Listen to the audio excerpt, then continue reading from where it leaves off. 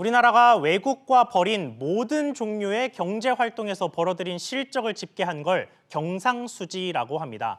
수출과 수입은 당연히 포함이 되고 외국인이 국내외에 들어와서 쓴 돈이나 우리가 외국에서 쓴 돈도 집계되는 일종의 국가 단위 장부 혹은 성적표로 보시면 되는데요.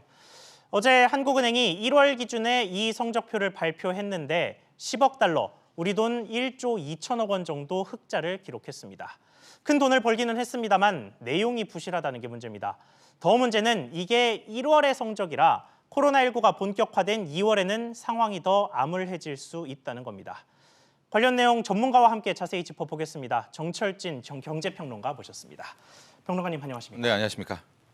네, 먼저 1월 기준 경상수지가 1조 2천억 원 정도 흑자를 기록했는데 그렇습니다. 이 전체적인 수치에 대한 평가부터 좀 부탁드립니다. 10억 달러고요. 우리가 경상수지 좀 어려운 개념이지 않습니까? 예. 그러니까 경상수지와 자본수지, 그러니까 돈들이 왔다 갔다 하는 거 빼고 실질적으로 경상수지라고 하면 이제 실물이 왔다 갔다 한다 이렇게 개념을 좀 잡으시고요. 예. 크게 두 가지 축입니다. 상품들이 왔다 갔다 하는 우리가 말하는 무역을 얘기하는 것이고 예. 또 하나는 사람과 뭐 이런 서비스가 왔다 갔다 하는 뭐 두 가지 정도인데 여기에서 적자 흑자 이렇게 총괄하는 것이 경상수지인데요. 예. 올 1월이 이제 10억 달러입니다. 그러니까 1조 조금 넘는 그런 수치인데 글쎄요. 이제 과거에 우리나라 경상수지 지금 추이들 이렇게 나오고 있는데 예. 뭐 87억 달러, 뭐 100억 달러 육박하고 그런 상황에서 예. 지금 이것이 크게 줄어들었었습니다. 일단은 1월 자체는 우리가 올해 1월에는 이제 설 연휴가 끼어 있었기 때문에 조업 일수가 조금 이제 줄어든 2.5일 정도가 줄어든 측면도 있다고 하더라도 감소폭이 상당히 크죠. 네. 자칫 저러다가 뭐 절대 그러면 안 되겠지만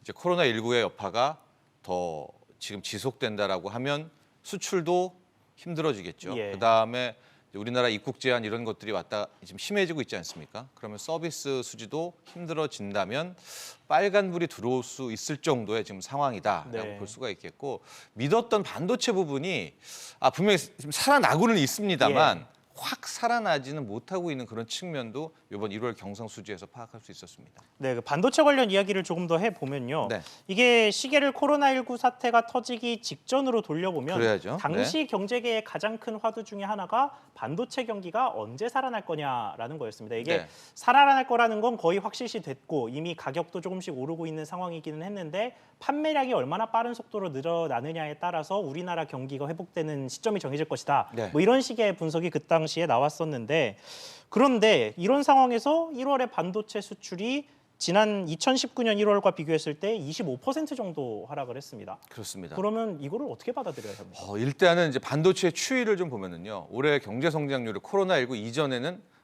기획재정부에서 2.4%를 제시를 하지 않았었습니까? 그 핵심은 결과적으로 반도체가 살아날 수밖에 없다라는 이제 분석이었었고요. 예. 산업자원부 같은 경우에는 작년 10월이 바닥이었다 이제 이렇게 보여집니다. 근데 올 1월에 반도체 수출이 25% 급감했다는 것은 실은 작년 1월 대비 폭감을 한 것이기 때문에 예. 추세상으로 보면은 실은 이제 1월부터 바닥을 찍고 올라가면은 이게 이제 긍정적 시나리오가 완성이 되는 거였었거든요. 예. 지금 이제 가장 중요한 반도체 가격들 이제 표가 나오고 있는데 예. 낸드 같은 경우에는 보시면 10월 기준으로 확연하게 좀 살아나는 모습이 그렇죠. 보이지 않습니까? 또 하나 이 D램 가격도 10월 기준으로는 바닥을 다진 그렇죠. 실은 반도체 지지대가 가격에서 있는 맞습니다. 느낌이 드네요. 예, 그래서 아마 산업자원부는 작년 10월을 이제 소위 말하는 경기 바닥을 이야기한 것이고 예. 정부도 저런 추세라면 반도체 가격이 살아날 것이고 또 올해 11월에 미 대선이 있기 때문에 미중 무역 전쟁도 트럼프 대통령이 강하게 밀어붙이지 않을 것이다. 그러면 다시 무역과 교역도 살아난다라는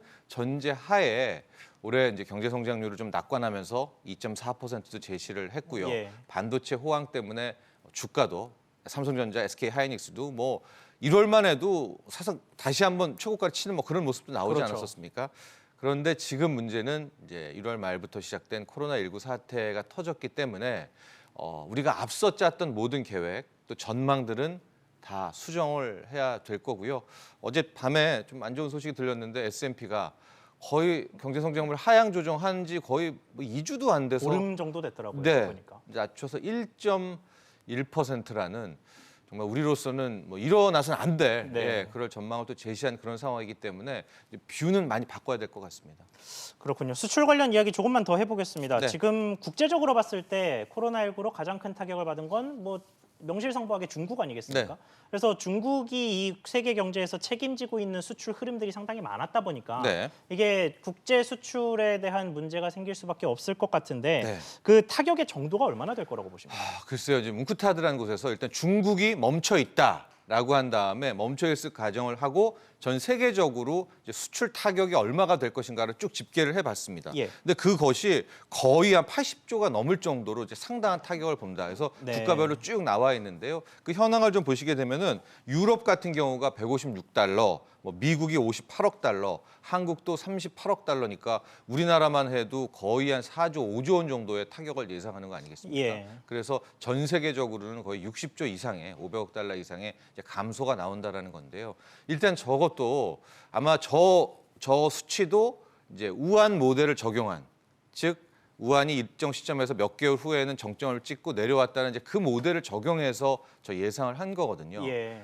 근데 이제 만에 하나 뭐 그런 일이 있어서는 안 되겠지만 또 다른 재발이라든가 네. 그리고 중국뿐 아니라 양대 축인 미국 내에서 코로나가 확산되는 이런 모습이 나온다면 지금 생각하는 저 수출 감소폭보다는 훨씬 더 크게 잡아야 되기 때문에 지금의 가장 큰 문제는 역시 불확실성인 것 같습니다. 오늘 새벽에 뉴욕 증시도 거의 폭락성, 예. 급락성 모습을 보였던 게 그렇게 금리 인하하고 3월 18일에 또 인하한다고 해도 코로나19 확진자 수가 막 나오니까 이 투자자들의 이 시장의 불안을 더 키웠던 측면이 있거든요. 그런 대목도 우리가 염두에 둬야 될 것 같습니다. 알겠습니다.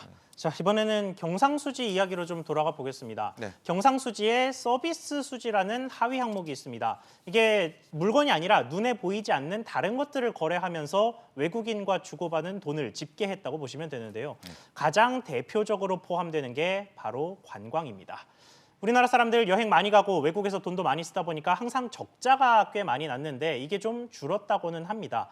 이 평론가님, 줄어든 이유 좀 더 정확하게 분석해 보면 뭐가 있을까요? 그렇죠. 우리가 이제 항상 경상수지를 그동안의 패턴들을 보면 정말 무역은 너무 잘합니다. 수출 잘하고 수입 뭐 이렇게 하면서 항상 무역 수지에서는 잘 나가다가 예. 이 서비스 수지, 무역 외에서 항상 적자가 많이 났거든요. 근데 서비스 수지 중에서도 적자 날 이유가 뭐겠습니까?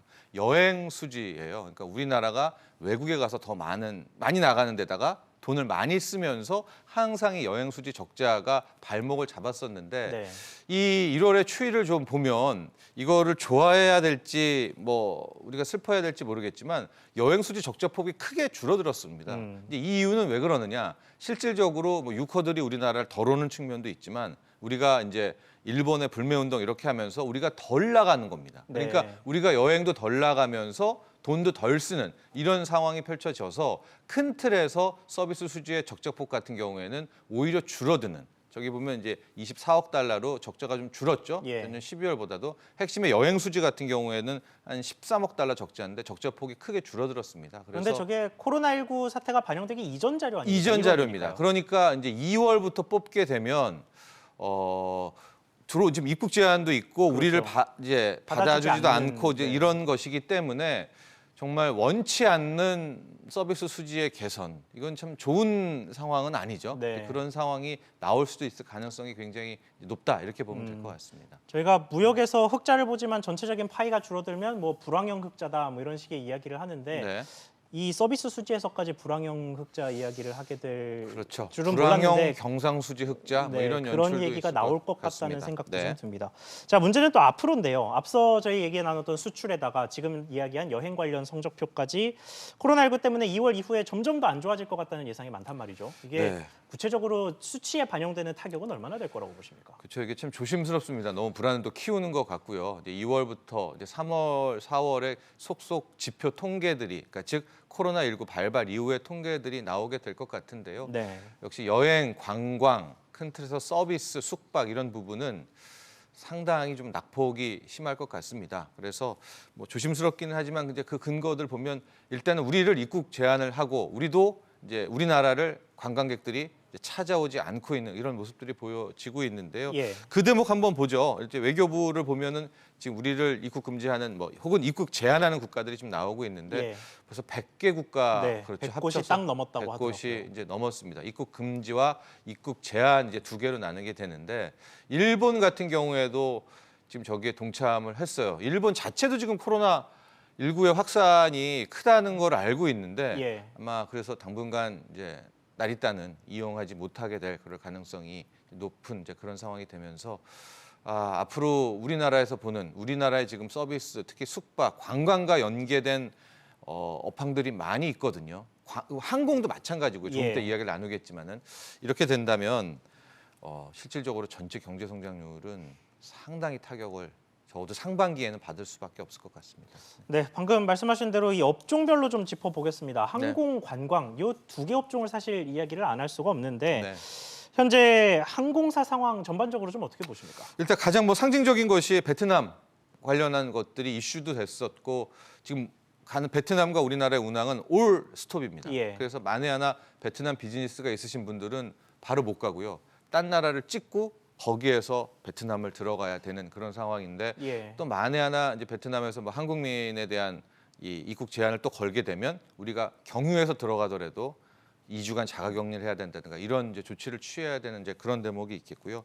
또 하나 이제 아시아나 항공 뭐 이야기도 많이 나옵니다. 예, 뭐 구조조정 얘기까지 구조조정 나오더라고요. 얘기까지 나오는데 일단은 구조조정은 아니고요. 이제 직원들이 10일간의 뭐 무급휴직을 통해 가지고 일단 난국을 타개하자 뭐 이렇게 얘기도 하는데 이걸 놓고도 또 회사와 사측과도 얘기가 이제 계속 나와요. 그러니까 노조 측에서는 뭐 10일간의 무급휴가가 컨설팅 앞으로 더 많은 구조조정을 하려고 시뮬레이션을 돌린 것이다. 저게 무슨 얘기냐면 이제 컨설팅에서도 어느 정도까지 구조조정을 해야 이 소위 말한 재무를 상태를 맞출 수 있는가를 한번 봐야 되잖아요. 예. 근데 그런 차원으로 10일간의 무급휴직을 했다 이렇게 노조는 얘기하고 있고요.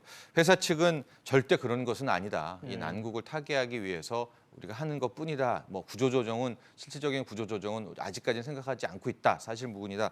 얘기는 하고는 있는데 이게 이제 더 지속이 된다면 가장 직격타는 항공 같은 경우에는 당장의 비행기가 안 뜨잖아요. 예. 그렇게 될 경우에는 더 이제 최악도 나올 수 있을 것 같고요. 관광은 이미 이제 뭐 2월, 3월에 보면 굵직한 두세 개의 여행사를 제외하고는 거의 지금 대부분이 파산 신청을 지금 하고 있거든요. 좀 이런 암울한 시기가 지속될 것 같습니다. 네, 여기에 뭐 저비용 항공사들 상황은 좀 더 우울할 수밖에 없을 텐데요. 정부가 지원을 검토하고 있고 뭐 논의도 좀 벌이고 있는 상황이라고 하더라고요. 네. 그러면 뭐 좀 어떤 지원이 좀 필요하다고 보십니까? 일단은 금융 지원이겠죠. 뭐 버티지를 못하니까요. 그래서 지금 정부에서 생각하는 것이 무담보 대출 정도로 급전, 소위 말하는 급전을 좀 긴급 경영 안정자금이라든가 세금을 뭐 1년간 유예해 준다라든가 네. 이런 부분을 생각을 하고는 있는데요.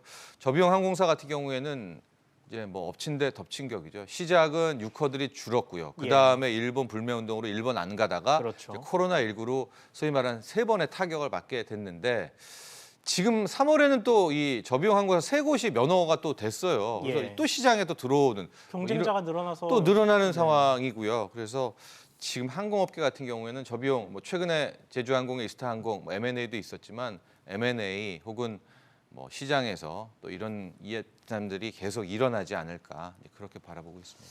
네, 알겠습니다. 마지막으로 저희 이슈 분석 나오시는 분들께 꼭 한 번씩 여쭤보는 질문인데요.